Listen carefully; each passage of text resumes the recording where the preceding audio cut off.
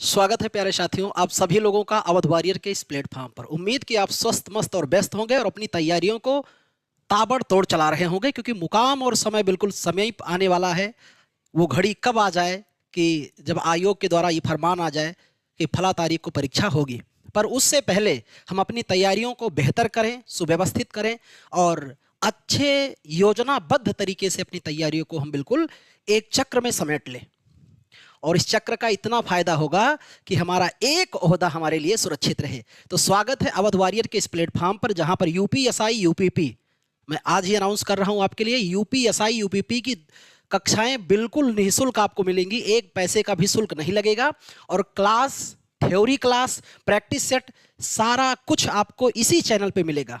भरोसा आप कीजिए और हमारी टीम पूरी आपके साथ उस समय तक रहेगी जब तक आपके कंधे पर सितारा नहीं लग जाएगा।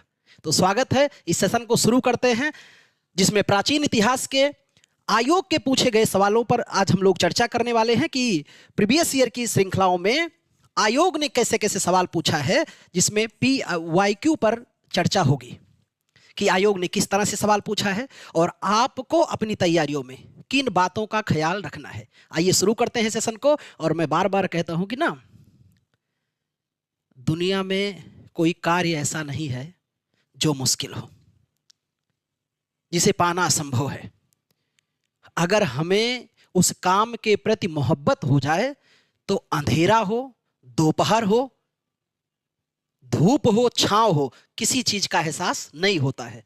बस काम से, हमें अपने काम से मोहब्बत होनी चाहिए। तो अपने काम से मोहब्बत कर लो, अपनी इस एक ओहदे से मोहब्बत कर लो, तो स्वाभाविक है एक ओहदा आपको पाने से कोई रोक नहीं सकता है। आइए सेशन शुरू करते हैं और पहला सवाल बिल्कुल आपके लिए लेकर के हाजिर हैं। पहला सवाल जो आयोग ने पूछा है, और जिस वर्ष पूछा शायद उस वर्ष का तो भाई समय ही रहा होगा। अब कितने छात्र उस समय सही किए होंगे कि नहीं, उस बात पर हम लोग चर्चा नहीं करेंगे। आज चर्चा ये करेंगे कि आप इन प्रश्नों को अगर दोबारा पाते हैं तो किस तरह से देखेंगे।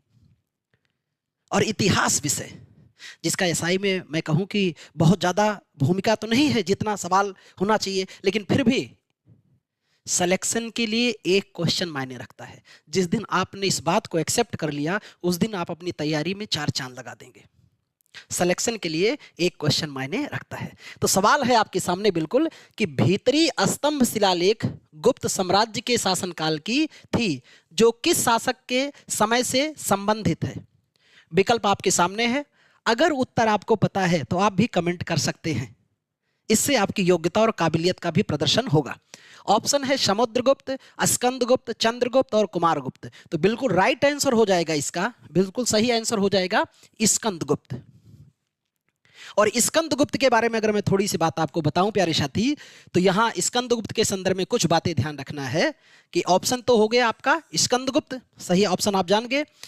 स्कंदगुप्त के संदर्भ में 2-3 बातें आप ध्यान रखना है कि ये गुप्त वंश का अंतिम महान शासक था। इसी के बाद कहते हैं गुप्त वंश की शासन सत्ता बिल्कुल पतना अवस्था में प्रवेश कर गई। किसके बाद? स्कंदगुप्त के बाद। और स्कंदगुप्त से संबंधित, स्कंदगुप्त के काल में ही या स्कंदगुप्त से संबंधित है, क्या संबंधित है? तो जो आप शीर्ष पर देख रहे हैं वो कौन सा अभिलेख लिखा है, तो आपने अभी पढ़ा, जिसका नाम क्या है? भीतरी स्तंभ लेख। इसका भी संबंध किससे है? तो स्तंभ गुप्त से ही है। भीतरी स्तंभ लेख जो आपके उत्तर प्रदेश में ये पाया गया, स्थित है। ये संबंधित किससे है? तो कौन सा स्तंभ संबंधित है? भीतरी स्तंभ शिलालेख। भीतरी स्तंभ शिलालेख। स्तंभ शिलालेख का संबंध किस शासक से है? तो है आपका भीतरी स्तंभ शिलालेख का संबंध है स्तंभ गुप्त से, शिलालेख। अब प्यारे साथी सवाल यहां से क्या बनता है? भीतरी स्तंभ शिलालेख से संबंधित कुछ बातें आपको ध्यान रखना है, जो विशेष एग्जाम के लिए आपके महत्वपूर्ण हो सकता है। उन बिंदुओं को भी मैं आपको यहां बताना चाहता हूं। भीतरी स्तंभ लेख कहां से मिला है, उत्तर प्रदेश के गाजीपुर में स्थित है। उत्तर प्रदेश के गाजीपुर में स्थित है। भीतरी स्तंभ लेख का संबंध किस शासक से है? स्कंदगुप्त से है। अभी हम लोगों ने बात भी इस पर की। दूसरी बात, भीतरी स्तंभ लेख का संबंध किस साम्राज्य से है या किस वंश के काल से है? तो गुप्त वंश के काल से है, गुप्त वंश से। तीसरी बातें अगर आपने जान लिया तो भीतरी स्तंभ लेख के बारे में आपकी जानकारी और पृष्ठभूमि और बढ़ जाएगी। वो क्या कि इसी में हमें पुष्यभूति, पुष्यभूति वंश, पुष्यभूति और हूणों के आक्रमण का उल्लेख मिलता है। यह प्रश्न बिल्कुल चार चांद लगा देगा कि किस अभिलेख में पुष्यभूति और हूणों के आक्रमण का जिक्र मिलता है, तो वो भी आपका कौन सा है? भीतरी स्तंभ लेख। इतनी बातें आपको ध्यान में रखना है। बाकी आप जानते हैं कि स्तंभगुप्त को हम लोग किस नाम से जानते हैं? तो स्तंभगुप्त की उपाधि मिलती है क्रमादित्य। एक नाम यहां आप लिख सकते हैं, इसको क्या कहते हैं? क्रमादित्य के नाम से भी जाना जाता है। अब विकल्प में मौजूद अगर शासकों को अब आपको मैं बताऊं तो आपको जान करके ज्ञान और वर्धन होगा। और वो चीजें क्या है, तो यहीं पर आप इस चीज को भी देख सकते हैं। इसे अगर आप नोट डाउन, हाँ देखिए, इस सेशन में नोट डाउन भी करते चलिएगा आप। इससे क्या होगा, आपकी तैयारी थोड़ी सी और भी बेहतर हो जाएगी। देखो, बात करें अगर हम लोग समुद्रगुप्त की, तो समुद्रगुप्त के संदर्भ में हमें खूब बढ़िया से ध्यान रखना है प्यारे साथी। और क्या ध्यान रखना है? पहली चीजें, समुद्रगुप्त को भारत का नेपोलियन कहते हैं, भारत का नेपोलियन कहा जाता है। और एक शासक हैं विसेंट आर्थर स्मिथ, उन्होंने भारत का नेपोलियन किसे कहा है? समुद्रगुप्त को। क्यों? क्योंकि इसने उत्तरापथ के 12 शासकों को, उत्तरापथ बोले उत्तर भारत या आर्यावर्त, और दक्षिणापथ के 12 शासकों को नस्तानाबूद किया, पराजित किया था। कोई युद्ध कभी हारा नहीं, इसलिए इसे भारत के नेपोलियन की संज्ञा दी जाती है। दूसरी बात जो खूब पूछा जाता है, वो समुद्रगुप्त की उपाधि से सवाल आते हैं। और ये उपाधियां अगर आप जान लेते हैं तो आपकी तैयारी बिल्कुल और भी बेहतर होने वाली है ना। देखो, कहते हैं ना कि खुद ही को कर बुलंद इतना कि खुदा बंदे से पूछे तेरी रजा क्या है।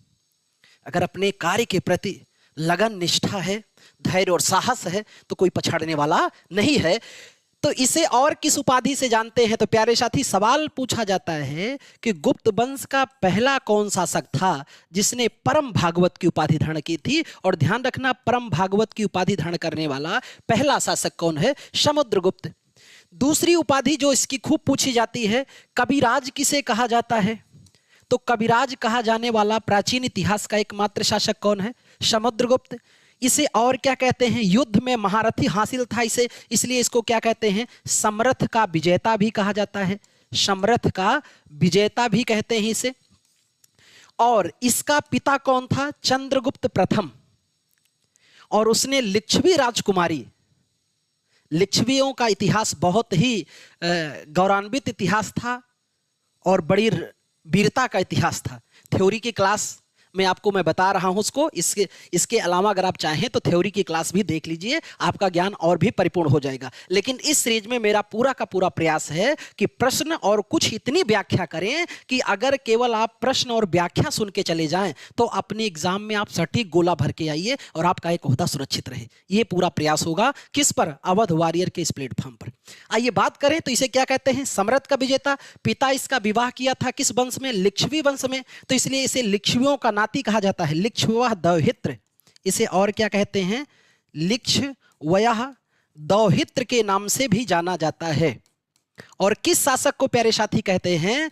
तो ये आपका समुद्रगुप्त को कहा जाता है। इतनी बातें समुद्रगुप्त के बारे में अगर आपने याद कर लिया तो तैयारी और हो गई।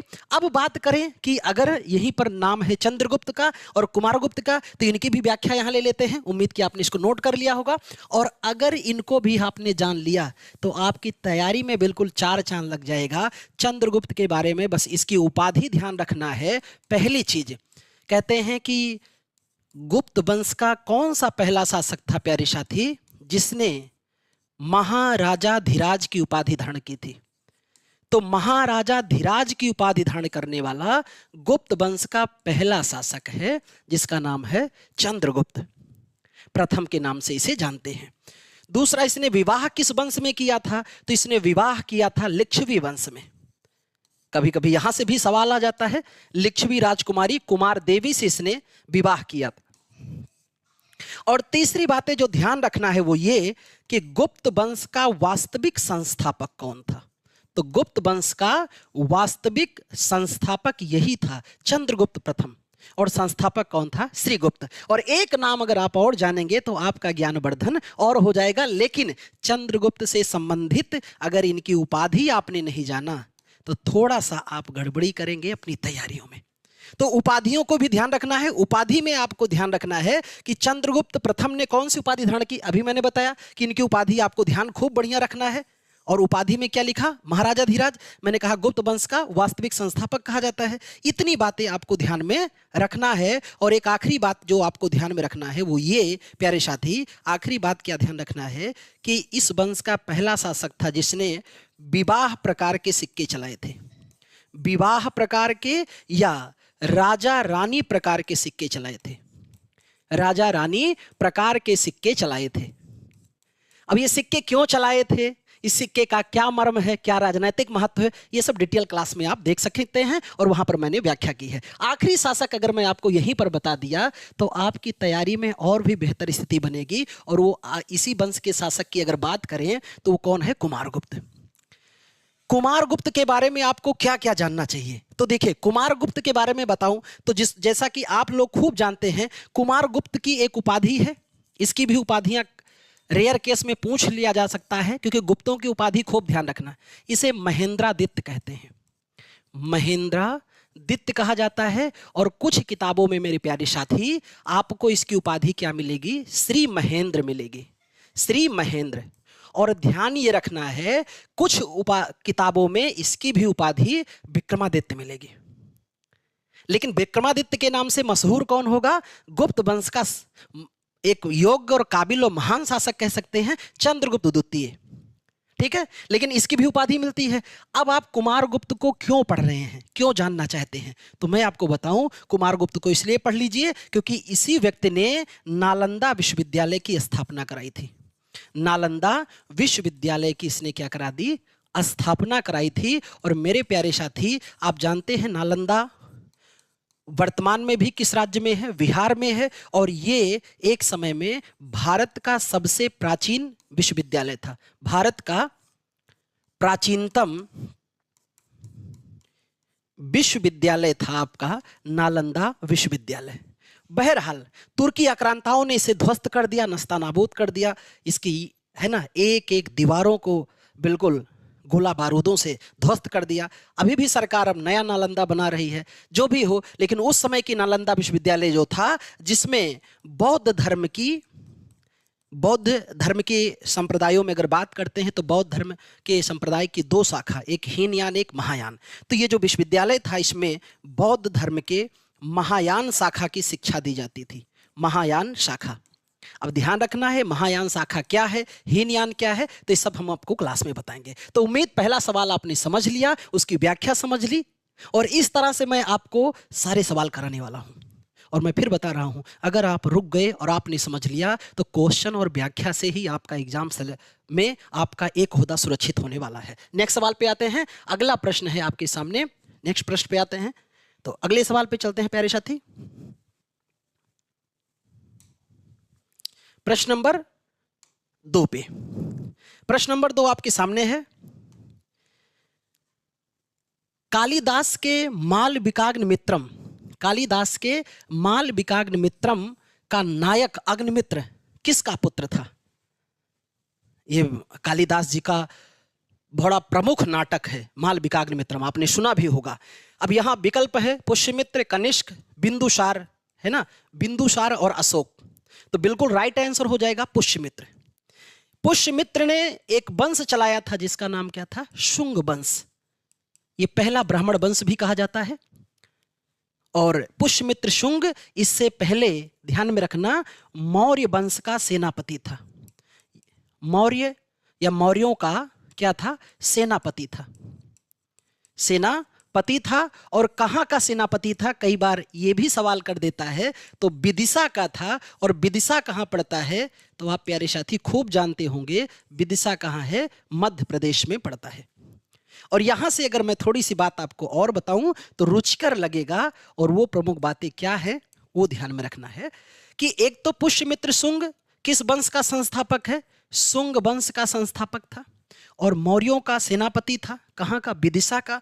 और ये मौर्यों के किस शासक का सेनापति था, तो मौर्य का एक शासक था बृहद्रथ।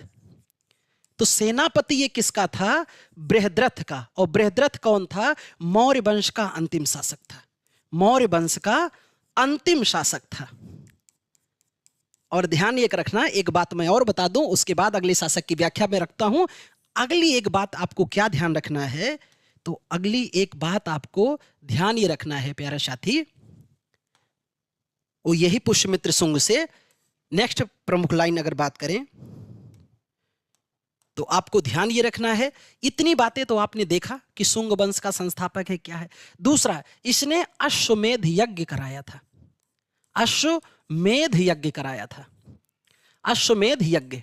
और इसके जो अश्वमेध यज्ञ था, इस अश्वमेध यज्ञ का एक नाम केवल बस पूछा जाता है कि अश्वमेध यज्ञ का पुरोहित कौन था। पुरोहित किसे कहते हैं, जो हमारे कर्मकांडों का संपादन कराएं, जो हमारे वैदिक कर्मकांडों को संपादित कराएं, उन्हीं को क्या कहते हैं, पुरोहित कहा जाता है। तो इनके पुरोहित कौन थे, पतंजलि, महर्षि पतंजलि। ये खूब पूछा जाता है, महर्षि पतंजलि किसके पुरोहित हुआ करते थे, तो महर्षि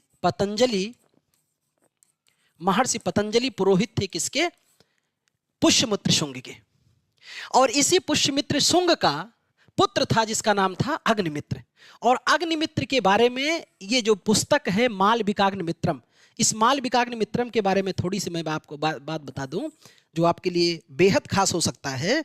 वो प्रमुख बातें क्या हैं ये ध्यान में रखना है कि इसी मालविकाग्निमित्रम में प्रेम कहानी मिलती है, इसमें प्रेम प्रसंग मिलता है। और प्रेम प्रसंग किसका मिलता है, तो मालविका, एक नायिका मालविका और पुष्यमित्र शुंग का पुत्र अग्निमित्र के मोहब्बत की कहानियों का वर्णन है। बड़ा खूबसूरत कहानियां हैं, उसे मैं लेक्चर में ही बताऊंगा क्योंकि यहां टाइम कम है, तो वहां पर ही मैं बताऊंगा प्रेम प्रसंग। बहरहाल मालविकाग्निमित्रम में, मालविकाग्निमित्रम नाटक है, और ये नाटक किसका है, महाकवि कालिदास जी का। और इसमें कुल, इसके जो ये नाटक है मालविकाग्निमित्रम, इस नाटक के बारे में कहते हैं कि इसमें कुल 5 अंकों का नाटक है। कितने अंकों में वर्णन किया गया है, 5 अंकों में इसे विभाजित किया गया है। और खूब बात जो आपको ध्यान रखना है वो ये कि इसी नाटक में मेरे प्यारे साथी, इसमें सबसे ज्यादा जोर दिया गया है और बल दिया गया है किस रस के बारे में, सिंगार रस का खूब बढ़िया व्याख्या किया गया है। तो उम्मीद ये सवाल आपने समझा। और बाकी आपके बारे में मैं बताऊं इन शासकों के बारे में तो इसे नोट कर लेना, और अगले शासकों के बारे में अगर आप जानना चाहें तो बस थोड़ी सी परिपाटी आप अगर जान लेते हैं तो आपकी तैयारी और बेहतर हो जाती है। कनिष्क के बारे में इतना ही जानना है, कुषाण वंश का सबसे महान शासक था। कुषाण वंश का महान शासक कौन था, तो कुषाण वंश का महान शासक हुआ करता था कनिष्क। एक बात तो यह ध्यान रखना है। दूसरी बात ध्यान रखना है कि कनिष्क का राज्याभिषेक, जो आपसे खूब पूछा जाता है कि कनिष्क का राज्याभिषेक कब हुआ, 78 ईस्वी में। और इसी 78 ईस्वी को क्या मानते हैं, शक संवत की, इसी को शक संवत माना जाता है, शक संवत की शुरुआत कहते हैं। तो आपको एक सवाल बताना है कि हमारे संविधान सभा ने शक संवत को कब अपनाया, और हिंदू पंचांग की शुरुआत किस संवत से होती है, शक संवत की। किस पंचांग की, हिंदू पंचांग की। तो हिंदू पंचांग जो है इसकी शुरुआत किससे होती है, शक संवत से। और प्यारे साथी आपको ध्यान रखना है, हिंदू पंचांग का जो प्रथम माह होता है, प्रथम माह वो है आपका चैत्र, प्रथम माह है चैत्र। और हिंदू पंचांग का अंतिम माह है आपका फाल्गुन, है ना। और इसे जब आप थ्योरी वाले क्लास में जाएंगे तो मैंने पूरे मंथ को एक बाय एक क्रमबद्ध बताया है। इस बात को नोट करने के अलावा फिर बात कर लेते हैं हम लोग किस शासक के बारे में, तो अगली चर्चा हम लोग रखेंगे बिंदुसार के बारे में। और अगर आपने बिंदुसार को इतना ही जान लिया और आपके पास इतना टाइम नहीं है कि आप थ्योरी की क्लास ले सकें, तो मैं कहता हूं आपका बेड़ा पार है। बिंदुसार, बिंदुसार पुत्र है किसका? एक योग्य शासक। तो बिंदुसार के पिता का नाम आप सभी जानते हैं, क्या नाम था? चंद्रगुप्त मौर्य। चंद्रगुप्त मौर्य, जो भी पेट में पूछा गया था कि मौर्य वंश का संस्थापक कौन था, तो बिंदुसार का पिता था। बिंदुसार के बारे में सबसे ज्यादा आपको क्या ध्यान रखना है? केवल उपाधि ध्यान रख लोगे तो आपकी तैयारी बेहतर मानी जाएगी। पहला, बिंदुसार को क्या कहते हैं? सिंहसेन। क्या बोला जाता है? सिंहसेन। सवाल ये बनता है, बिंदुसार को सिंहसेन कहां कहा गया है? जैन ग्रंथों में। जैन ग्रंथ में क्या कहा गया है? सिंहसेन। बिंदुसार को क्या कहा गया है? अमित्रघात।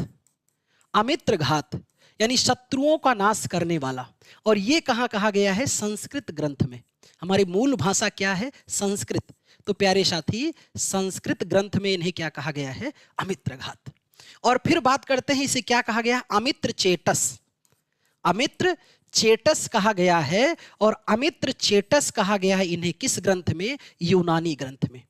यूनानी ग्रंथ में इन्हें क्या कहा गया है? अमित्र चेटस कहा गया है। इतने नाम अगर आप जान लेते हैं किसके बारे में? तो इतना नाम अगर आप जान लेते हैं बिंदुसार के बारे में तो आपकी तैयारी खूब बेहतर है। सबसे ज्यादा यही पूछा गया है कि सिंहसेन किसे कहा गया है? तो बिंदुसार को। और एक बात ध्यान रखना है, बिंदुसार किस धर्म का अनुयायी था?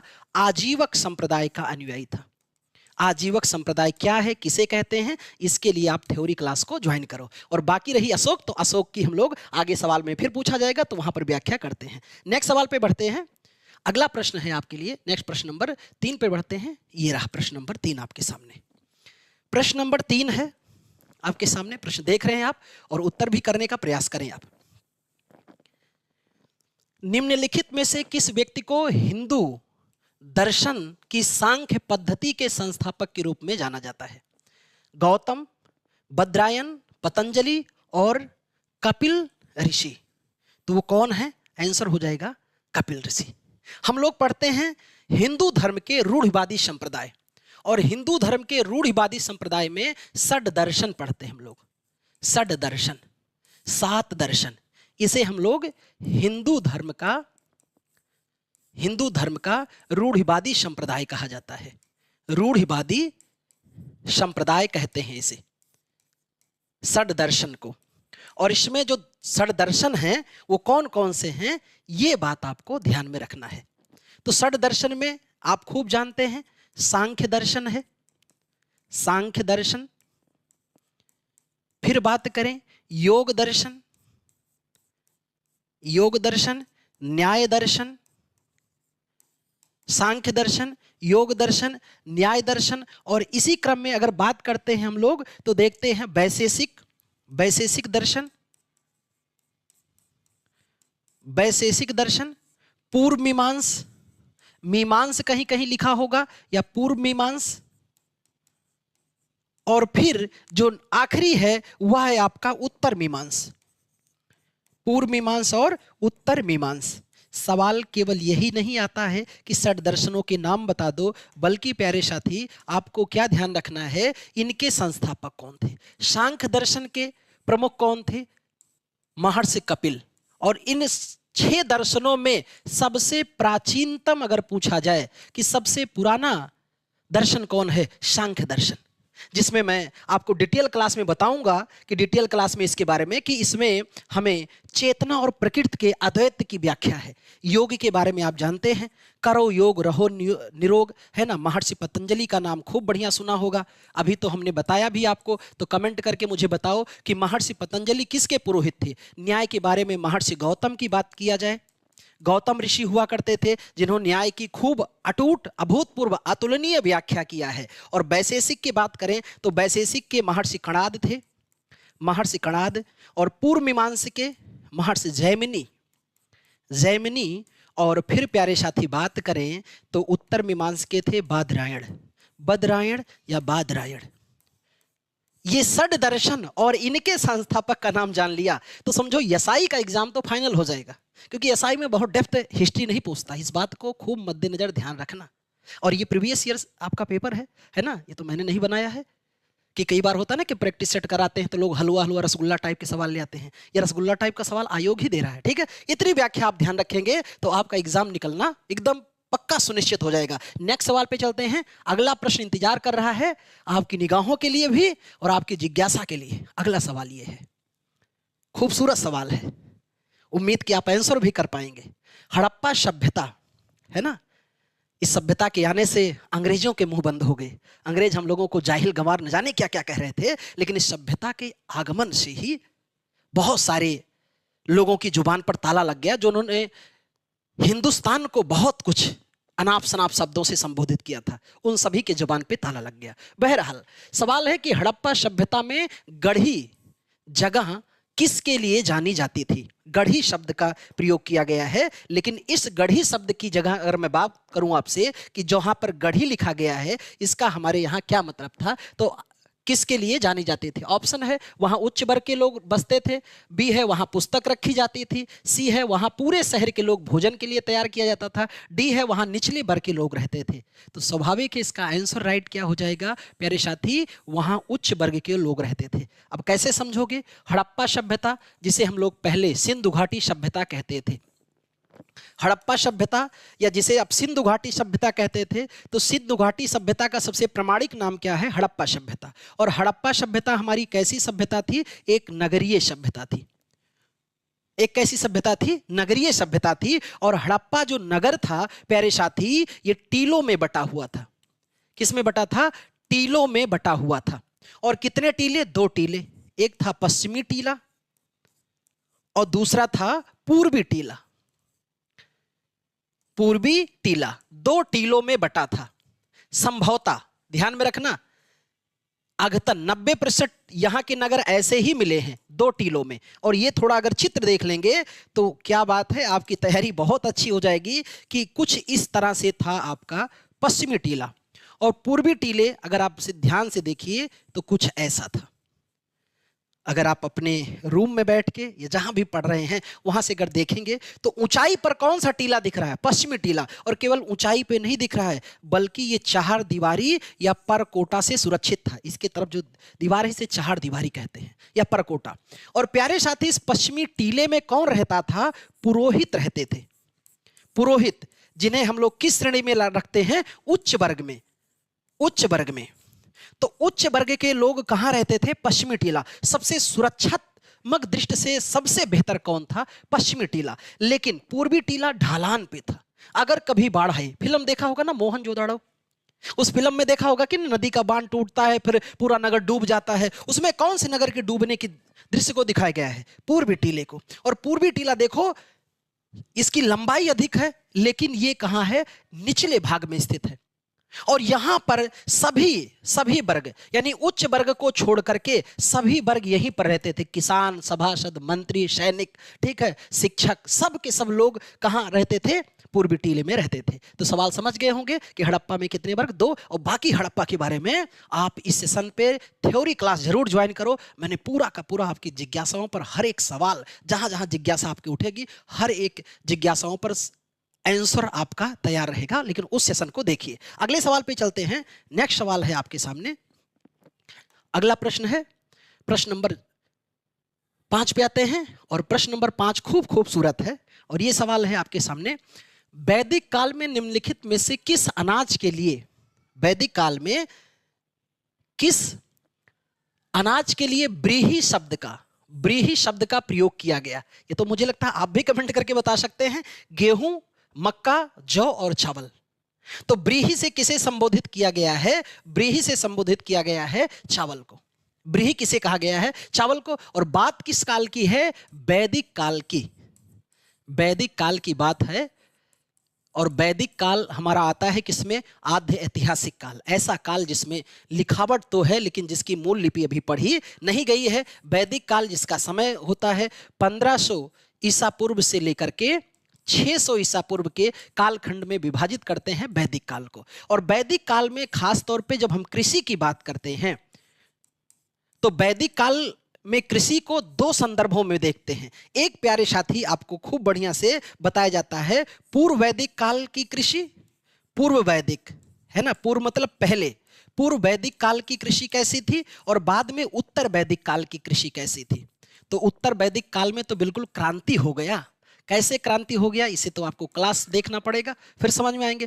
पूर्व वैदिक काल में कृषि जो थी, ये यहां पर पूर्व वैदिक काल में जो कृषि था ये द्वितीयक पेशा था, द्वितीयक पेशा था। तो स्वाभाविक है साहब कि पूर्व वैदिक काल का प्रमुख पेशा क्या था? पशुपालन।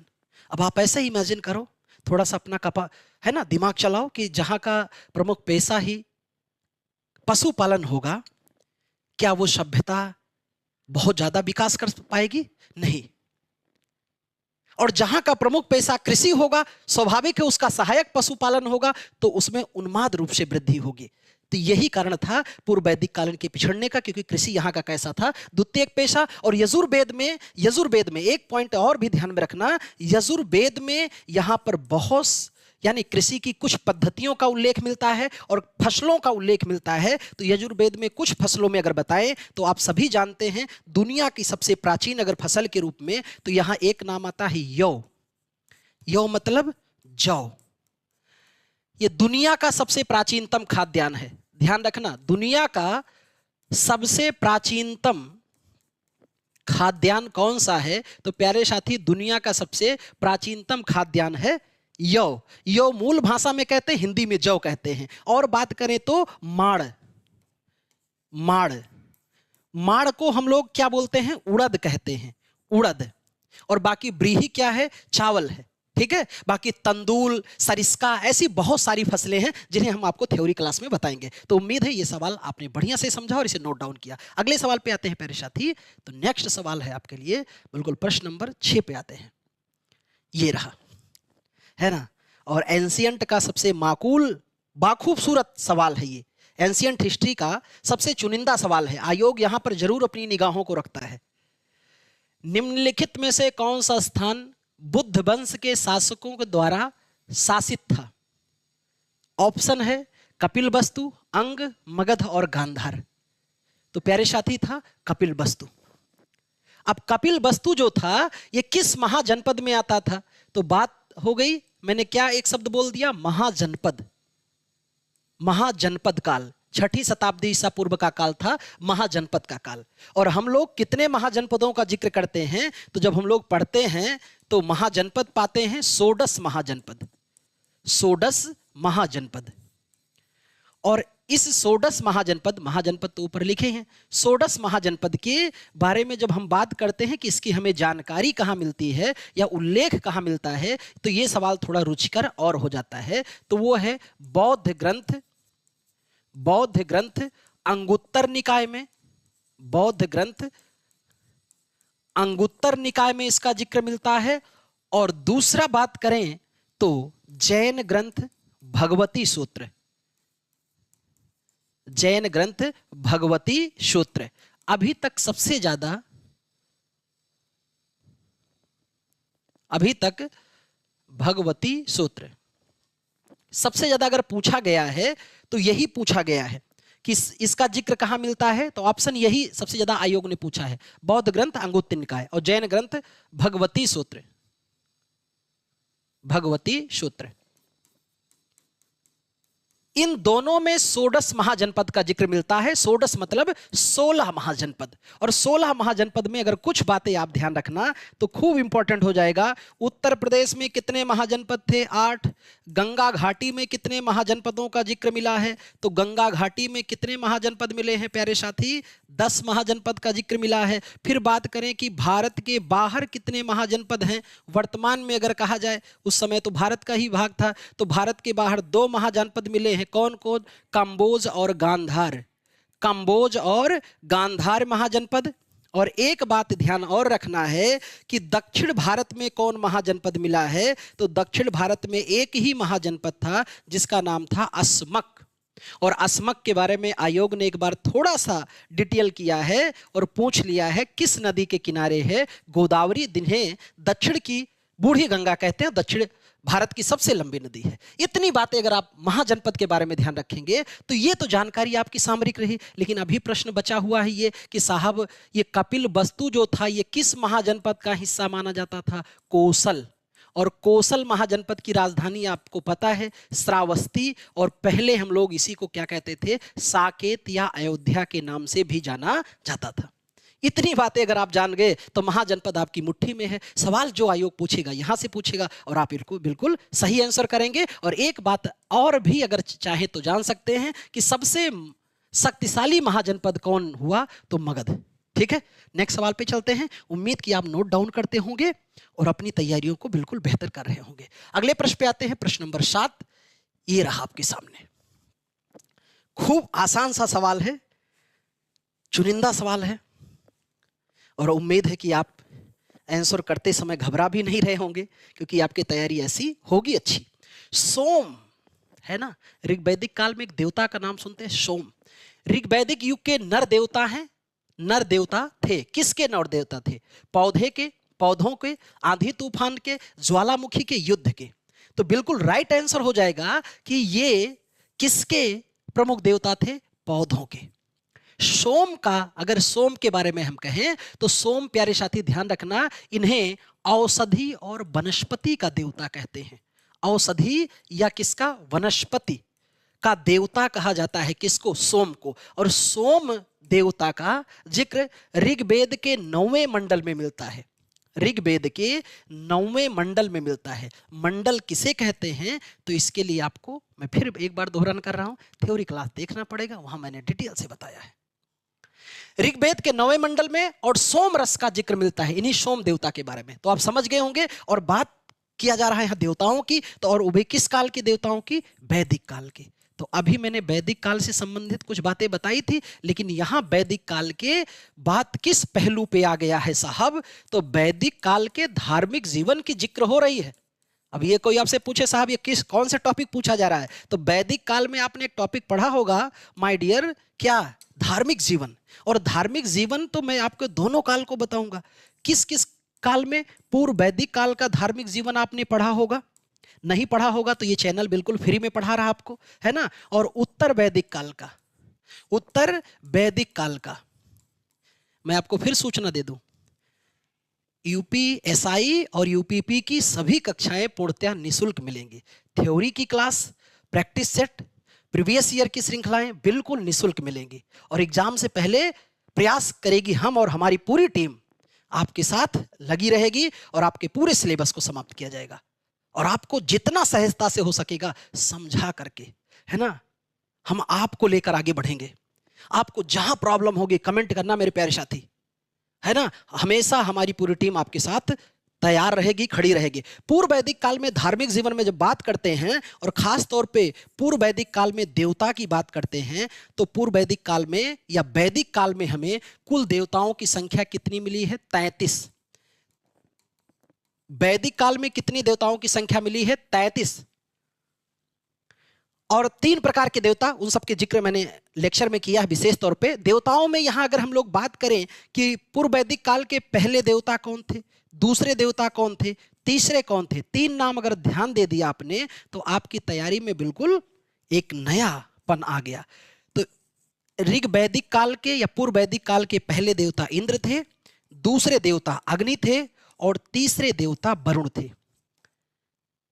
वरुण, इन्हीं को जल का देवता, नैतिक नियमों का देवता कहते हैं। देखो इंद्र के बहुत सारे नाम हैं, आपको सब नाम नहीं संभव बता पाए, लेकिन कुछ एक नाम बता देंगे। युद्ध का देवता कहते हैं, वर्षा का देवता कहते हैं, वृत्तासुरहंता कहा जाता है, अहुर मजदा नहीं वृत्तासुरहंता कहते हैं, सोमरस सोमापा का देवता कहा जाता है। किसको? इंद्र को। सबसे क्रोधित देवता कौन थे? इंद्र। अग्नि दूसरे देवता थे, अग्नि को कर्म फल प्रदाता का देवता कहते हैं। कर्म फल, जैसा कर्म करोगे अंतिम में फल कौन देंगे? अग्नि। और वरुण को नैतिक नियमों का देवता कहा जाता है, नैतिक नियमों का देवता कहते हैं। जल का देवता कहा जाता है किसको? वरुण को। ये तो बात मैंने बताया आपको किस काल की? ऋग वैदिक काल की। लेकिन अगर प्यारे साथी यहां से मैंने आपको उत्तर वैदिक काल में भी अब चर्चा होनी चाहिए कि चलो साहब ये बता दो कि उत्तर वैदिक काल आते आते देवताओं की स्थिति में परिवर्तन हुआ? बिल्कुल हाँ, परिवर्तन हो गया। कैसा परिवर्तन हुआ? तो उत्तर वैदिक काल आते आते परिवर्तन यह हो गया कि उत्तर वैदिक काल का सबसे प्रमुख देवता कौन बन बैठा? बृहस्पति। सबसे प्रमुख देवता कौन बन बैठे? बृहस्पति। अब ये दोनों आप तुलना कर लेना। बृहस्पति किस काल के हो गए? तो यहां के पहले देवता उत्तर वैदिक काल के, और ऋग वैदिक काल के पहले देवता इंद्र। उत्तर वैदिक काल में पूर्व वैदिक काल में दूसरे देवता कौन है? अग्नि। लेकिन उत्तर वैदिक काल में दूसरे देवता कौन आ गए आपके? तो पहले बृहस्पति हो गए और दूसरे आगे प्रजापति। प्रजापति ये दूसरे देवता हैं। इतनी बातें आपको ध्यान में रखना है, तो देवताओं से संबंधित जानकारी आपकी बिल्कुल बेहतर और परफेक्ट हो जाएगी। अगले सवाल पे चलते हैं। नेक्स्ट सवाल। अच्छा, यहां एक सवाल और पूछा, ये भी नाम ध्यान रख लो कि आंधी का देवता किसे कहते हैं? तो वैदिक काल में एक देवता का नाम मिलता है मरुत। मरुत को आंधी या तूफान का देवता भी कहते हैं। अगले सवाल पे आते हैं। नेक्स्ट प्रश्न है आपका प्रश्न नंबर 7 हो गया 8 पर। ये देखो प्रश्न नंबर 8 और ही खास है और आसान है। खास है, आसान है। हो सकता है आप कह रहे हो कि नहीं गुरुजी आसान तो नहीं लग रहा, लेकिन मैं बोलता हूं आसान ही है। अनिलवाड़ किस राजवंश की राजधानी है? राष्ट्रकूट की है कि मित्राका राजवंश की है कि पाल राजवंश की कि सोलंकी? तो बिल्कुल राइट आंसर हो जाएगा सोलंकी राजवंश की राजधानी क्या है आपकी? अनिलवाड़। अब सवाल यह पूछा जाता है साहब राष्ट्रकूटों की राजधानी क्या थी? मान्यखेत। मान्यखेत ये किसकी राजधानी थी? राष्ट्रकूट वंश की। मित्राका राजवंश की राजधानी क्या है? वल्लभी। वल्लभी किस वंश की राजधानी है? नोट कर लेना प्यारे साथी। और पाल वंश की राजधानी है ना। पाल वंश के बारे में खूब इनका इतिहास बताया जाता है और कहानी बताया जाता है। पाल वंश जो बिहार से संबंधित था, बंगाल में शासन किए हैं कुछ समय तक, तो इनकी राजधानी थी मुंगेर, है ना। और इन पाल वंशों के बारे में एक नाम तो खूब ध्यान रखना है कि पाल वंश का संस्थापक खूब पूछा जाता है आपसे। ये थोड़ी सी चर्चा आपके लिए बहुत महत्वपूर्ण होगी, गोपाल। और एक बात और ध्यान रखना है, पाल वंश का महान शासक कौन था? तो वो थे धर्मपाल। धर्मपाल नाम क्यों बता रहा हूं? तो धर्मपाल की गाथाएं और इनकी विद्वता का तो अलग महात्म था ही, लेकिन बात करें तो धर्मपाल को इसलिए बता रहा हूं क्योंकि धर्मपाल ने विक्रमशिला विश्वविद्यालय की स्थापना की थी। विक्रमशिला विश्वविद्यालय की स्थापना की थी। तो अभी इसके पहले मैंने एक विश्वविद्यालय बताया था, नालंदा। तो इतनी बातें आपको ध्यान में रखना है। सवाल ये भी आपका हो गया, राजधानी भी रट लेना। अब इससे संबंधित सवाल आए तो फटाक गोला लगाओ और अपने ओहदे को सुरक्षित करो। नेक्स्ट सवाल पे आते हैं। अगला प्रश्न है प्रश्न नंबर 10। लो जी, आ गया। अभी मैंने आपको जो पढ़ाया इसके पहले कि सबसे 16 राजवंशों में या 16 महाजनपद में सबसे महान महाजनपद कौन था? मगध, जिसकी राजधानी क्या हुआ करती थी? राजगृह या गृहब्रज। कहते हैं सवाल है कि निम्न में से वास्तुकार में बिंबसार के महल को किसने बनाया था? उदयन ने, कालाशोक ने, शुद्धोधन ने, महागोविंद ने? तो बनाया था किसने? महागोविंद ने। और महागोविंद को क्या बोला जाता है? वास्तुकार। कहां का? तो बिंबसार का महल भी बनाया है और मगध का भी वास्तुकार कहते हैं। प्यारे साथी, कुछ किताबों में इसका भी अंश और जिक्र मिलता है। और बात करते हैं मगध की, तो आप जानते हो मगध की राजधानी क्या थी? राजगृह और गृह ब्रज। राजगृह व गृह ब्रज का जिक्र मिलता है, जो एक पहाड़ी पर बसा हुआ था। राजगृह या गृह ब्रज। और मगध सबसे शक्तिशाली महाजनपद था। और मगध का जब मैं आपको क्लास में पढ़ाया हूं उत्कर्ष, है ना। इस चैनल पे आप जब थ्योरी क्लास ढूंढेंगे तो आपको मिलेगा। मगध की उत्कर्ष में हम लोगों ने पढ़ा है कई वंश के बारे में, जिसमें सबसे पहले हम लोगों ने पढ़ा हर्यक वंश। हर्यक वंश का अंत करने वाला वंश आया शिशुनाग वंश, शिशुनाग वंश। और प्यारे साथी, शिशुनाग वंश का अंत किसने किया? नंद वंश ने। नंद वंश ने। और नंद वंश का अंत किसने किया? मौर्य वंश ने। मौर्य वंश ने। और मौर्य वंश का अंत किसने किया? शुंग वंश ने। फिर इस तरह शुंग का कड़ो, फिर सातवाहन, बहुत सारा जाता है, पर इतना ध्यान रखना है। और इसी को एक सवाल यहां से पूछ लिया जाता है, पितृहंता वंश किसे कहा जाता है? तो पितृहंता वंश कहते हैं किसको? हर्यक वंश को, क्योंकि पुत्रों ने अपने पिता की हत्या करके सत्ता प्राप्त की थी। ठीक है, तो इतना बात ध्यान रखना है। उदयन जो था ये किस वंश का शासक? हर्यक वंश का। कालाशोक किस वंश का शासक था? शिशुनाग वंश का शासक था। शुद्धोधन के बारे में जानते हैं, गौतम बुद्ध के पिताजी थे। कौन? शुद्धोधन। शुद्धोधन कौन थे? गौतम बुद्ध के पिताजी थे शुद्धोधन। और किस वंश के? शाक्य वंश के थे। ये भी सवाल पूछा है आयोग ने कि गौतम बुद्ध का संबंध किस वंश से था? शाक्य वंश के। ठीक, अगले सवाल पे आते हैं। अगला प्रश्न है, नेक्स्ट सवाल, प्राचीन समुद्री बंदरगाह, प्राचीन समुद्री बंदरगाह मुजरिस, प्राचीन समुद्री बंदरगाह मुजरिस किस भारतीय राज्य में स्थित है? ऑप्शन है केरल, गुजरात, कर्नाटक और तमिलनाडु। तो बिल्कुल राइट आंसर हो जाएगा केरल में। और आप जानते हैं केरल को हम लोग और किस नाम से जानते हैं? मालाबार तट के नाम से जाना जाता है, मालाबार तट। और यहाँ के बंदरगाह से प्यारे साथी किसका निर्यात खूब हो जाता था? मसाले का। तो हम लोग आज भी कहते हैं मसालों का बागान किस राज्य को कहा जाता है? केरल को। और यूरोपीय कंपनियां आने का आई भी कहां पर? सबसे पहले केरल में ही। और हमारे यहाँ मानसून भी सबसे पहले कहां आता है? केरल में। और ये सब के सब कैसे राज्य हैं? तटीय राज्य हैं। ठीक है, अगले सवाल पे आते हैं। नेक्स्ट सवाल है प्रश्न नंबर 12। अब ये लो सुनो, आयोग ने कथानक और कहानियों को भी शामिल किया है। अगर आपको लगता है कि आयोग कहानी नहीं पूछता है ना, तो सुन लो जी, कहानी भी पूछता है। और कौन सी कहानी पूछा है? तो सवाल आपके सामने है। एक पौराणिक कथा के अनुसार किस देवता ने दशाश्वमेध घाट पर किए जाने वाले दशाश्वमेध यज्ञ के दौरान 10 घोड़ों की बलि दी थी? भगवान विष्णु, भगवान ब्रह्मा, भगवान शिव और भगवान या देवी काली। तो बिल्कुल राइट आंसर हो जाएगा भगवान ब्रह्मा ने। सवाल यह है कौन सा घाट? दशाश्वमेध घाट। ये कहां पर है? उत्तर प्रदेश के वाराणसी में। उत्तर प्रदेश के कहां पर? वाराणसी में है। और उत्तर प्रदेश के वाराणसी में 84 घाटों में एक घाट ये भी है प्यारे साथी। 84 घाटों में एक घाट यह भी है, दशाश्वमेध घाट। और इस घाट पर क्या ब्रह्मा जी ने दशाश्वमेध घाट का अर्थ ही क्या होता है? दशाश्वमेध का अर्थ होता है 10 घोड़ों का बलिदान। 10 घोड़ों का बलिदान। 10 घोड़ों का बलिदान। कहते हैं एक बड़ा सा यज्ञ किया था यहां पर ब्रह्मा जी ने, और जहां पर 10 घोड़ों का बलिदान दिया था। कहते हैं इस घाट पर स्नान मात्र से, ध्यान से सुन लो भाई मेरे, अगर स्नान कर लिया आपने तो क्या होने वाला है? कहते हैं कि ये अश्वमेध यज्ञ, 4 यज्ञों में, यज्ञ 4 प्रकार के आगे मैंने जिक्र किया है वैदिक क्लास में, डिटेल से देखना आप। 4 यज्ञों में सबसे बड़ी यज्ञ अगर मानी जाती है तो है अश्वमेध। कहते हैं कि स्नान अगर आपने कर लिया तो आपको पुण्य कैसा मिलेगा? अश्वमेध यज्ञ के बराबर पुण्य मिलेगा।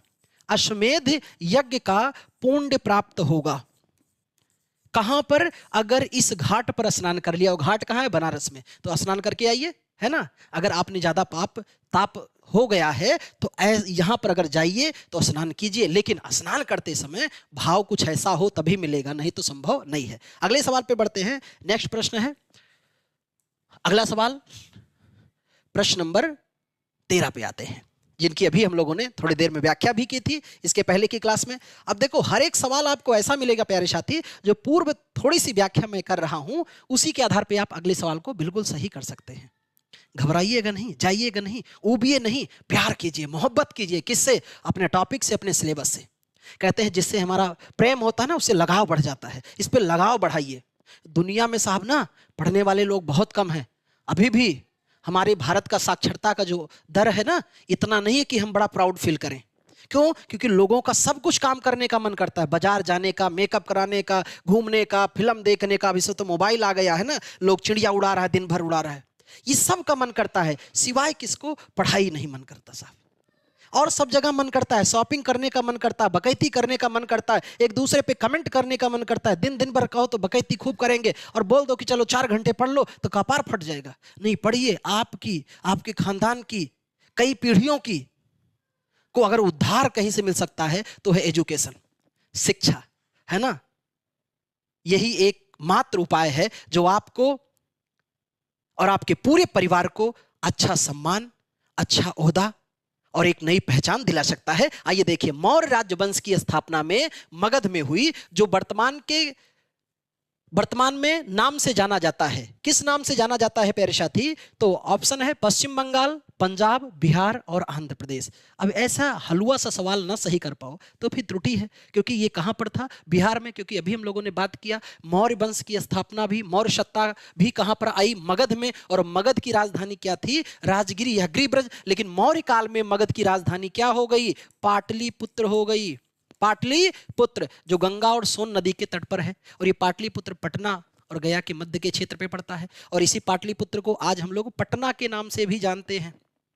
तो ध्यान रखना कि किस राज्य में, बिहार राज्य में मौर्य वंश की स्थापना हुई। और मौर्य वंश का संस्थापक, अभी हम लोगों ने इसके पहले के सवाल में व्याख्या भी किया था, चंद्रगुप्त। और चंद्रगुप्त का एक नाम खूब पूछा जाता है, यूनानी नाम क्या मिलता है? सेंड्रोकोटस, सेंड्रोकोटस, एंड्रोकोटस, एंड्रोकोटस और एंड्रोकोप्टस। इन सभी नाम की, यूनानी नाम की पहचान किसने की? एक सवाल आयोग खूब बनाता है यहां से कि इस नाम की पहचान किसने की थी? विलियम जोन्स ने। यह भी आपको याद रखना है प्यारे साथी, विलियम जोन्स ने। बाकी आप खूब ध्यान रखते हो कि अंतरराष्ट्रीय विवाह करने वाला पहला शासक कौन था? चंद्रगुप्त मौर्य। और दहेज में राजदूत किसे मिला? चंद्रगुप्त मौर्य को। और कौन था? मेगास्थनीज। तो आते हैं अगले सवाल पे। नेक्स्ट प्रश्न है आपके सामने। हाँ, ये प्रश्न, हाँ नेक्स्ट सवाल है। देखो, फिर एक कहानियों से संबंधित सवाल आ गया। अगला सवाल बिल्कुल कहानियों से है कि हिंदी पौराणिक कथा के अनुसार, है ना। देखो, फिर आयोग, बार बार मैं आपसे क्या कर रहा हूं कि आयोग भी इन प्रश्नों को छोड़ नहीं रहा है, ठीक है।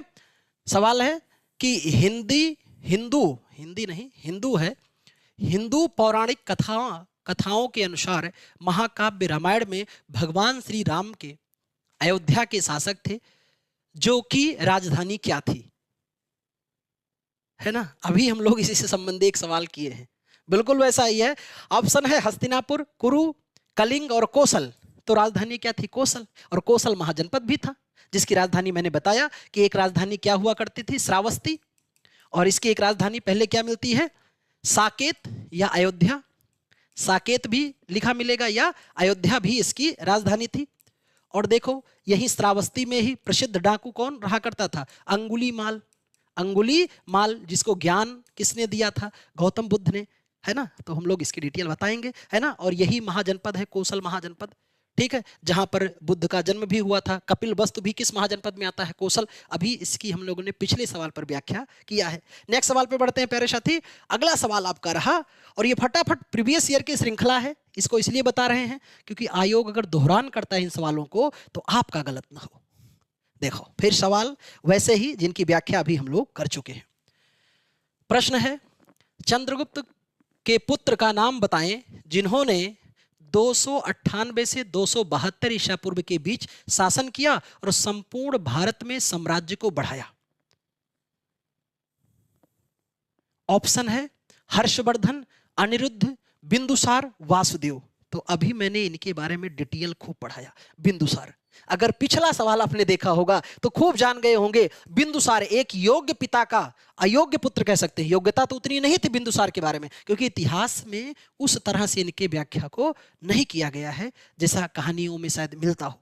फिर भी, है ना, इन्हीं को हम लोग क्या कहते हैं? सिंहसेन कहते हैं। सिंहसेन का उल्लेख जैन ग्रंथ में है। और इन्हीं को हम लोग अमित्र घात कहते हैं। अमित्र घात, और अमित्र घात का जिक्र किस में है? हमारे संस्कृत ग्रंथ में। और यूनानी ग्रंथों में इन्हें अमित्र चेटस कहते हैं। अमित्र चेटस। और एक सवाल ये पूछा जाता है कि बिंदुसार ने किस विदेशी राजा से, है ना, 3 वस्तुएं मांगी थी? तो विदेशी शासक कौन था ये आप कमेंट करके बताओ। और कितनी वस्तुएं मांगी थी? 3 वस्तुएं, जिसमें पहली थी सूखी अंजीर। सूखी अंजीर ये क्या है? एक मेवा है, से ना, मेवा को सूखी अंजीर कहते हैं। और मीठी मदिरा, मीठी मदिरा मंगाया था। मैं हिंट दे रहा हूं, राजा कहां का था? सीरिया का, ठीक है। अब शासक आप बताना है आपको। और तीसरा था एक दार्शनिक। तो सीरिया के राजा ने, राजा का नाम आप कमेंट करेंगे, सीरिया के राजा ने केवल 2 वस्तुएं दी थी। कौन कौन से प्यारे साथी? तो उन्होंने सूखी अंजीर और मीठी मदिरा भेजा था। दार्शनिक नहीं भेजा था, बल्कि उसकी जगह एक राजदूत भेजा था, है ना। तो वो सब क्लास हम लोग डिटेल में बात करेंगे। बाकी आप जानते हैं वर्धन वंश का सबसे महान शासक हर्षवर्धन, है ना। अनिरुद्ध जो था ये किस वंश का शासक? हर्यक वंश का। वासुदेव कण्व वंश का अंतिम शासक था वासुदेव। अगले सवाल पे आते हैं। नेक्स्ट प्रश्न है प्रश्न नंबर 16। ये देखो, और भी खूबसूरत सवाल आ गया।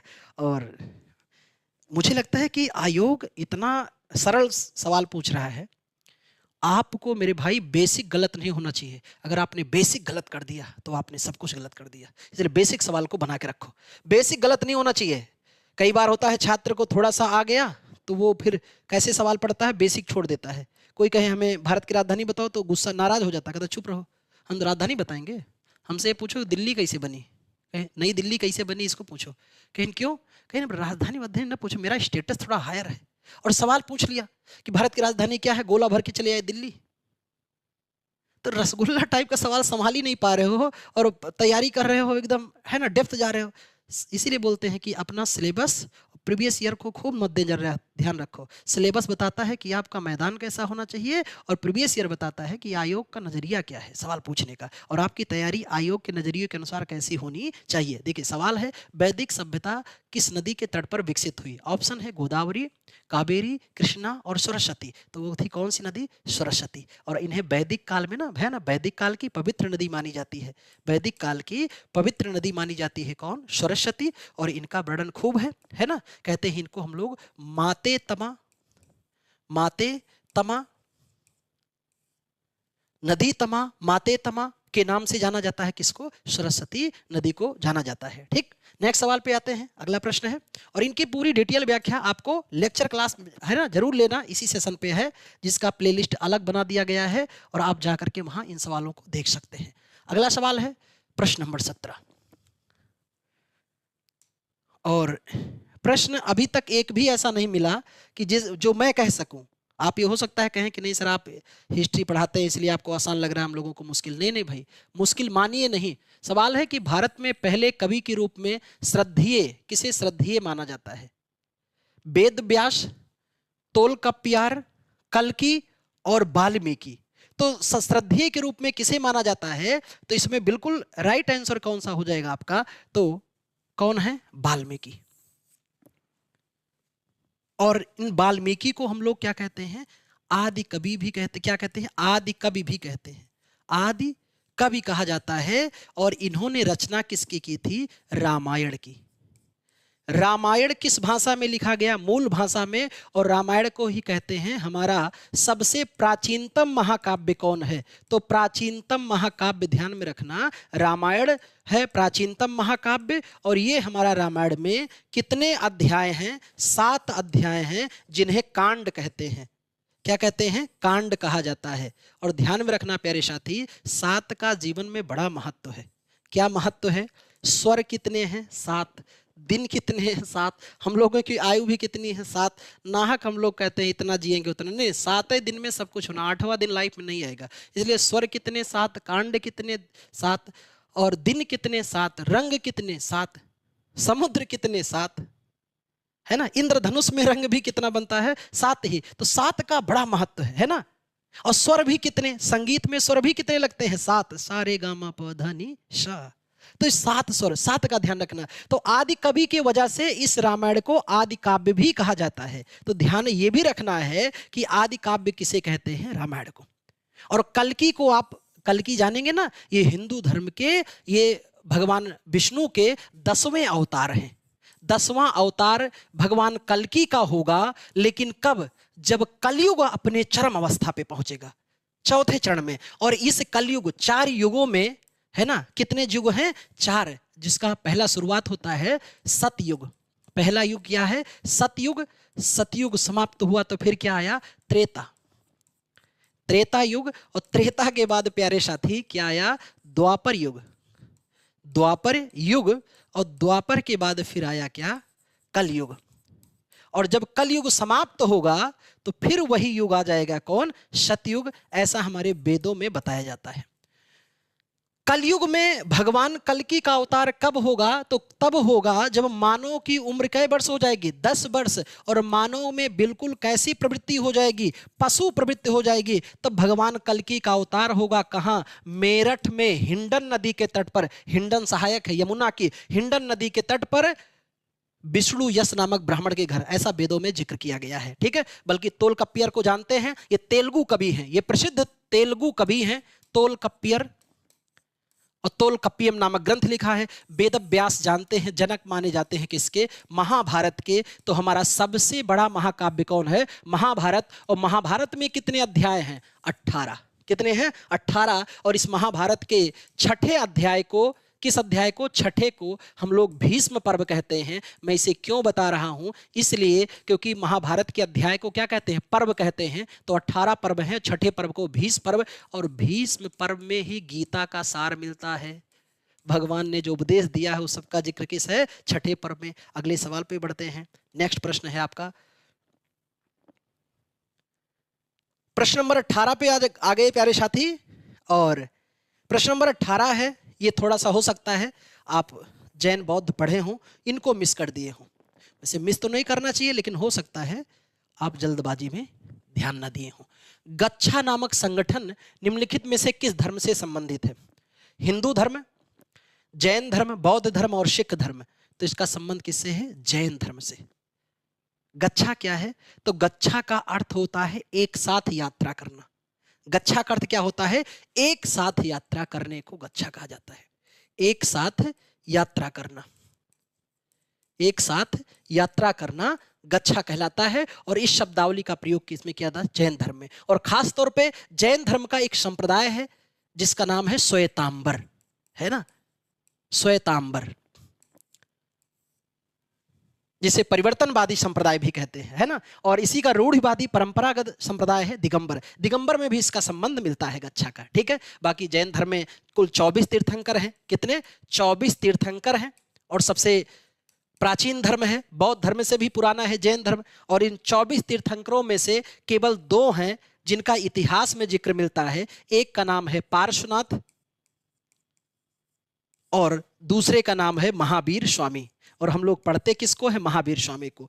पार्श्वनाथ इसलिए इंपॉर्टेंट हो जाते हैं प्यारे साथी क्योंकि ये चौथे तीर्थंकर हैं, 23वें पार्श्वनाथ। इनका जन्म कहाँ हुआ था ये ध्यान रख लेना है, वाराणसी में। इनको ज्ञान कहाँ प्राप्त हुआ? तो सम्मेद पर्वत शिखर पर, सम्मेद पर्वत शिखर पर इन्हें ज्ञान प्राप्त हुआ। कितने दिन की तपस्या किया? 84 दिन की। और ध्यान क्या रखना है, आखिरी बात प्यारे साथी, इनका प्रतीक चिन्ह क्या है ये भी आयोग पूछता है। सर्प फण, सर्प फन इनका प्रतीक चिन्ह है। और आखिरी बात ये ध्यान रखना है, इन्होंने चतुष्याम शिक्षा दी, जिसमें 5वीं शिक्षा महावीर स्वामी जोड़ेंगे। चतुष्याम शिक्षा, और ये चतुष्याम शिक्षा कौन कौन सी है जिन्हें पार्श्वनाथ ने दिया था? तो प्यारे साथी वो है सत्य, अहिंसा, सत्य, अहिंसा, अस्तेय, अस्तेय और अपरिग्रह, अपरिग्रह। ये 4, 5वीं शिक्षा ब्रह्मचर्य को महावीर स्वामी जोड़ेंगे। महावीर के बारे में डिटेल क्लास में पढ़ना। बुद्ध के बारे में जानते हो, बौद्ध धर्म, है ना, गौतम बुद्ध और सिख धर्म के बारे में आगे सवाल पर हम व्याख्या डिटेल रखेंगे। अगले सवाल पे बढ़ते हैं। अगला सवाल है प्रश्न नंबर 19, तीसरी बौद्ध। ये सवाल कुछ और भी बिल्कुल रसगुल्ला टाइप का आसान सवाल है कि तीसरी बौद्ध परिषद किस शहर में आयोजित की गई थी? ऑप्शन है यांगून, पाटलिपुत्र, वैशाली और राजगीर। तो हम सब खूब पढ़ते हैं कि तीसरी बौद्ध संगीति का आयोजन कहाँ किया गया? पाटलिपुत्र में। क्योंकि जब हम लोग बौद्ध परिषद की बात करते हैं तो बौद्ध परिषद में कुल कितनी संगीतियां या गोष्ठियों का आयोजन किया गया है? 4 संगीतियों का आयोजन किया गया है, जिसमें सबसे पहली हम लोग बात करते हैं कहां पर प्यारे साथी? राजगृह में। दूसरी कहां आयोजित की गई है? वैशाली में। तीसरी कहां आयोजित की गई है? अभी हम लोगों ने बात किया पाटलिपुत्र में। और चौथी कहां आयोजित की गई है? तो वो है कश्मीर के कुंडल वन में, कुंडल वन में आयोजित की गई है। अब दूसरा सवाल यहां से क्या पूछता है? दूसरा सवाल इनके शासक के बारे में पूछ लेता है कि चलो पहली बौद्ध संगीति के समय शासक कौन हुआ करता था, जिसके काल में हुआ था? तो वो थे अजातशत्रु, अजातशत्रु। दूसरे के समय में कालाशोक, कालाशोक। और तीसरी हुई किसके काल में? अशोक के काल में। और चौथी बौद्ध संगीति हुई किसके काल में? कनिष्क, जिनकी व्याख्या इसके पहले मैं कर चुका हूं। तो ये 4 बौद्ध संगीतियों और शासक के नाम, कभी कभी अध्यक्ष का भी नाम पूछ लेता है ना? महाकश्यप, मोगलीपुत्तिश, है ना, सर्वकामी और आपका वसुमित्र। इन अध्यक्ष को भी ध्यान में रखेंगे। तो ये 4 संगीतियां बिल्कुल रट लेना और यहां से सवाल आपके बिल्कुल परफेक्ट बनेंगे। और जो सवाल आएंगे तो बिल्कुल आप सही आंसर करेंगे। अगला सवाल है, ये सवाल देख के चौंकिएगा नहीं। मौर्य राजवंश के अंतिम शासक कौन थे? क्योंकि अभी हम लोगों ने, जब मैं आपको पुष्यमित्र पढ़ा रहा था तो वहां इसकी व्याख्या बहुत ही बेहतर मैंने करके आपको बताई। अशोक, बिंदुसार, बृहद्रथ और पुष्यमित्र। अंतिम शासक पूछा है तो अंतिम शासक है बृहद्रथ, ठीक है। क्योंकि इस वंश का पहला शासक जो था या संस्थापक थे वो कौन थे? चंद्रगुप्त मौर्य, जिनके कई नाम, कारनामों का थोड़ा सा जिक्र मैंने किया है। चंद्रगुप्त मौर्य जो जैन धर्म के अनुयायी थे, अंतिम समय संलेखना पद्धति से प्राण त्यागा था। और अंतिम शासक हुआ करता था कौन? बृहद्रथ। और ध्यान रखना, बृहद्रथ की हत्या किसने की थी? तो बृहद्रथ की हत्या की पुष्यमित्र शुंग ने, और इन्होंने एक नवीन वंश बनाया था जिसका प्यारे साथी नाम क्या है? शुंग वंश, जिसे ब्राह्मणों का वंश माना जाता है। और इसे वैदिक काल का पुनर्जागरण भी कहते हैं। किस काल को? शुंग काल को। ठीक, अगले सवाल पढ़ते हैं। नेक्स्ट प्रश्न है प्रश्न नंबर 21 पे आते हैं। अगला प्रश्न है प्रश्न नंबर 21। हाँ, अगला सवाल देखिए, फिर कथानक कहानियों का यहां पर आयोग ने सहारा लिया है कि प्राचीन भारत में जमदाग्नि, है ना, प्रश्न नंबर 21 है। प्राचीन भारत में जमदाग्नि ऋषि का आश्रम जमानिया में था, जो वर्तमान उत्तर प्रदेश के किस जिले में है? ऑप्शन है लखनऊ, गाजीपुर, वाराणसी और सीतापुर। तो ये वर्तमान में कहाँ स्थित है? गाजीपुर जिले में स्थित है। इनके बारे में ऐसा कोई व्याख्या नहीं है जो आगामी हमारी परीक्षा के लिए सवाल बन सके। बस इतना ही आप ध्यान रखोगे तो हो जाएगा। अगले सवाल पे बढ़ते हैं। नेक्स्ट प्रश्न नंबर 22 ये रहा। और ये सवाल का उम्मीद है आप कमेंट कर चुके होंगे सही आंसर क्या है। पाल राजवंश का सर्वप्रथम राजा कौन था? अभी हम लोगों ने बात किया था। ऑप्शन देखिएगा, गोपाल है, नंदपाल लाल है, धर्मपाल है कि देवपाल। तो ये था गोपाल। और ध्यान में रखना, पाल वंश का यही पहला राजा था जो सर्वसम्मति से गद्दी पर बैठा था, लोगों के निवेदन से। देखो, ऐसा राजा चाहिए जब जनता निवेदन करे कि मालिक आप बैठो, आपसे अच्छा तो कोई व्यक्ति है ही नहीं है। आज हम लोगों की राजनीति में क्या हो रहा है? नहीं, आपसे निवेदन नहीं लोग कर रहे हैं, आपसे निवेदन नहीं कोई कर रहे हैं। जो बड़े लोग हैं, बड़े लोग मतलब पैसे में, बड़े लोग मतलब जो अलग अलग पृष्ठभूमि में, वो चुनाव में आ रहे हैं। क्या अच्छे लोग चुनाव में आ रहे हैं? नहीं। क्यों? क्योंकि जनता उनको स्वीकार नहीं करेगी, क्योंकि जनता को कुछ और दिखा दिया गया है ना। तो जनता को अच्छे लोगों को चुनना होगा। अच्छे लोग चुनाव में कब आएंगे? अच्छे लोग राजनीति में कब आएंगे? जब जनता की सोच अच्छी होगी। हर एक कहानी कहां से शुरू होती है? जनता से, हम लोगों से, जनता से। अगर जनता स्वच्छ है तो समाज स्वच्छ होगा, जनता अस्वच्छ है तो समाज अस्वच्छ होगा। लेकिन हम मानवों का क्या है, एक नया नियम है, हम अपना आक्षेप दूसरों पे लगाते हैं, क्योंकि हमें बड़ी खुशी होती है जब हम गलती करते हैं तो बताते नहीं मैंने फला की वजह से गलती की। कहीं क्यों नहीं स्वयं मान रहे हो? क्योंकि कहीं स्वयं मानने से आत्मग्लानि होती है, दूसरे पे आरोप लगा देने से थोड़ा रिलैक्स होता है। तो रिलैक्स मत करो, अपनी गलतियों को स्वीकार किया करो, ठीक है। बहरहाल, गोपाल, पाल वंश का संस्थापक गोपाल। और मैंने अभी बताया था, आप कमेंट करके आप बताओगे कि पाल वंश की राजधानी क्या थी, क्योंकि अभी इसके पहले मैंने इस सवाल पे डिटेल चर्चा किया था। और इस पाल वंश का सबसे महान शासक कौन था? धर्मपाल, जिसने विक्रमशिला विश्वविद्यालय की स्थापना कराई थी। अगले सवाल पे आते हैं, प्रश्न नंबर 23। बिल्कुल, सवाल यह है कि किसने मगध राजधानी राजगृह से पाटलिपुत्र को हस्तांतरित किया था? प्रश्न ध्यान से देखिए और उम्मीद की आप आंसर कर चुके होंगे, ठीक है। प्रश्न ऐसा है कि आप उत्तर कर चुके होंगे। किस शासक ने राजधानी राजगृह से पाटलिपुत्र हस्तांतरित किया था? ऑप्शन है बिंबिसार, अशोक, चाणक्य, अजातशत्रु। अब आप कहेंगे साहब हम तो उदयन के बारे में सुने थे कि उदयन ने ही पाटलिपुत्र की स्थापना की थी। ऑप्शन है ही नहीं है, इसका मतलब है आयोग चाहता है उसी ऑप्शन को लगवाना जिसकी उसकी मंशा है। तो अगर उदयन नहीं दिया तो हम क्या सेलेक्ट करेंगे? उसके पहले क्या था उदयन से? अजातशत्रु, शत्रुओं को नाश करने वाला अजातशत्रु। तो इसमें सही आंसर क्या हो जाएगा? अजातशत्रु। बाकी अभी मैंने आपको पढ़ाया था एक वंश हर्यक, जिसे पितृहंता वंश कहते हैं। इस वंश का संस्थापक कौन था? तो बिंबिसार था। और बिंबिसार की हत्या किसने कर थी? अजातशत्रु ने, ठीक है। अशोक मौर्य वंश का सबसे महान शासक। चाणक्य के बारे में है ना, चाणक्य जिन्हें आप क्या कहते हैं? कौटिल्य। प्यारे साथी ध्यान में रखना, इनका अन्य नाम क्या मिलता है? जो सबसे ज्यादा आयोग पूछता है तो इनका अन्य नाम मिलता है विष्णुगुप्त। इनको हम क्या बोलते हैं? विष्णुगुप्त कहा जाता है। और इनकी खूब प्रसिद्ध रचना आप सभी जानते हैं, अर्थशास्त्र। अर्थशास्त्र में धन से संबंधित कोई जिक्र नहीं है, बल्कि अर्थशास्त्र में जिक्र मिलता है क्या, राजनीति व लोक प्रशासन। इसलिए ये विषय खूब पूछा जाता है कि अर्थशास्त्र का विषय वस्तु क्या है, राजनीति व लोक प्रशासन इसका विषय वस्तु है। किसका, अर्थशास्त्र का। उसके 15 भाग, 180 उपभाग हैं। कितने, 15 भाग हैं और 180 उपभाग हैं और लगभग 6000 से अधिक इसमें श्लोक हैं। और किस भाषा में लिखा गया, मूल भाषा में। मूल बोले तो संस्कृत भाषा। ठीक है, अगला सवाल है, बिल्कुल नेक्स्ट सवाल, और इससे बेहतर सवाल आने वाला है। अगला सवाल ये रहा आपके सामने।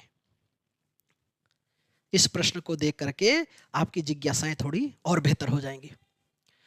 प्रश्न है प्यारे साथी कि वह इतालवी यात्री जिसने विजयनगर साम्राज्य का अत्यंत प्रशंसात्मक वर्णन किया है।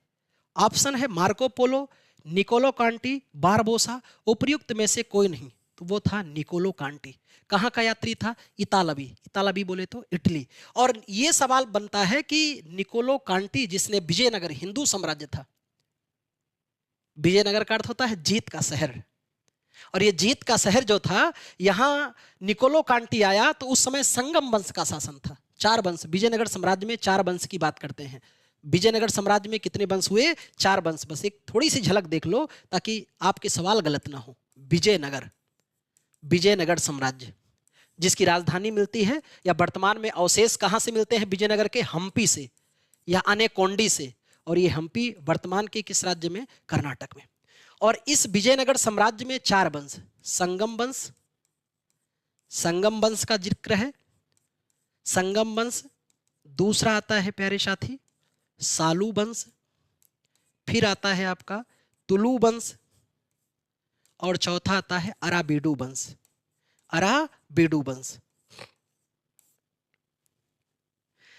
तो निकोलो कांटी संगम वंश के काल में आया था। और संगम वंश का शासक कौन था, देवराय प्रथम के काल में आया था। और यहाँ 2-3 यात्री अगर मैं आपको बता दूं तो ये श्रृंखला आपके लिए बिल्कुल 4 चांद लगा देगी। क्या ध्यान रखना है, अब्दुल रज्जाक। एक नाम और क्या ध्यान रखना है, अब्दुल रज्जाक। अब्दुल रज्जाक कहाँ का है, समरकंद का। समरकंद बोले तो फारस बोले तो ईरान या फारस या समरकंद, है ना। सब नाम लिख लेना। आयोग कौन सा नाम पूछ ले वो आयोग पे ही निर्भर है, हमारे पर और आप पर नहीं। तैयारी जबरदस्त करो, है ना। जो भी पूछ ले बस गोली मार दो। गोली सब प्रकार की रखो, ये ना रहे कि पता चला कि कहीं निशाना लगाओ, कहीं ये वाली गोली हमारे पास नहीं है, तो फिर निशाना कैसे लगेगा। तो गोली हर प्रकार की रखो प्यारे साथी, जिसकी जरूरत उसे दो। अब्दुल रज्जाक किसके काल में आया था, तो संगम वंश का ही महान शासक था देवराय द्वितीय के काल में आया था। और एक नाम अगर और ध्यान रखेंगे तो तैयारी और बेहतर मिल जाएगी कि इस पूरे विजयनगर का सबसे महान शासक कौन था, कृष्णदेव राय। जिसके प्रशंसा, जिसकी वीरता सूरता की कहानियों का वर्णन कौन करता है, और विद्वता की, बाबर। इसके काल में 2 यात्री आए थे, डोमिंगो पायस। इसलिए बता रहा हूं ताकि एक साथ आपको यात्रियों का क्रम बिल्कुल याद हो जाए। और एडवर्डी बारबोसा,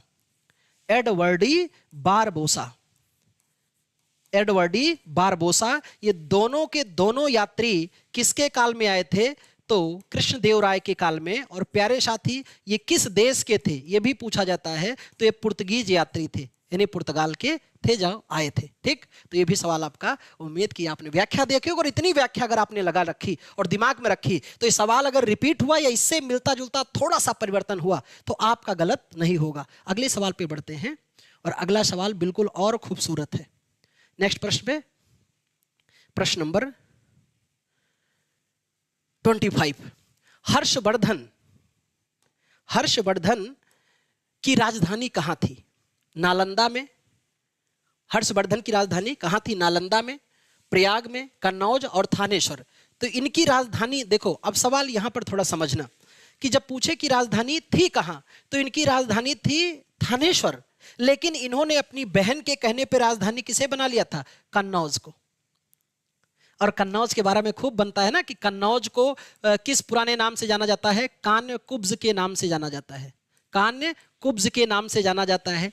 है ना। और इसी को हम लोग इत्र नगरी भी कहते हैं। क्या कहते हैं? इत्र नगरी के नाम से जाना जाता है। और कन्नौज शहर जो है किस नदी के किनारे है? गंगा नदी के किनारे अपनी अनुपम सुंदरता को लिए विद्यमान है। तो इनकी पहले राजधानी क्या थी? थानेश्वर। और थानेश्वर से इन्होंने राजधानी कहां बना ली? कन्नौज। किसके कहने पर? बहन के कहने पर। और बहन ने क्यों कहा? क्या कहानी हुई? तो इसके लिए आपको वर्धन वंश का इतिहास देखना होगा इसी श्रृंखला पे। तो अगले सवाल की चर्चा हम लोग करते हैं। नेक्स्ट प्रश्न करेंगे अगले सेशन में।